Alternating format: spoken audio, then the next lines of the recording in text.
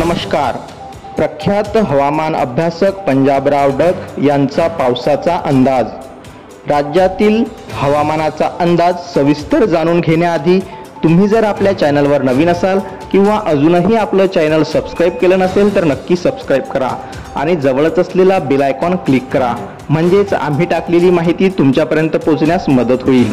प्रख्यात हवामान अभ्यासक पंजाबराव डक यांनी राज्यातील हवामानाचा अंदाज वर्तवला आहे। त्यानुसार मांजरा धरण देखील यावर्षी सप्टेंबर-ऑक्टोबर पर्यंत भरून राहील।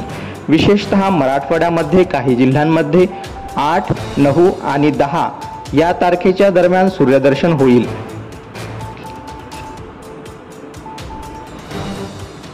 तथापि पाऊस पूर्णपणे थांबणार नाही। डक यांनी शेतकऱ्यांना सूचित केले आहे की पाऊस चालूच राहील, त्यामुळे पिकांची काळजी घेण्याची गरज आहे। खत वगैरे देणे आवश्यक असल्यास ते वेळेवर करणे महत्त्वाचे आहे। राज्यभर सूर्यदर्शन होणार नाही, फक्त काही ठिकाणीच पाऊस कमी होईल। डक यांनी सांगितले की 5 ते 8 तारखेच्या दरम्यान मुंबई, पुणे, नाशिक, उत्तर महाराष्ट्रातील नंदुरबार, धुळे आणि नगर जिल्ह्यात चांगला पाऊस पडणार आहे। पूर्व विदर्भात 6 जिल्हे आणि पश्चिम विदर्भातील 6 जिल्ह्यांमध्येही पावसाची शक्यता आहे। उजनी धरण जवळपास 83% भरले असून 8 तारखेपर्यंत पूर्णपणे भरून जाईल।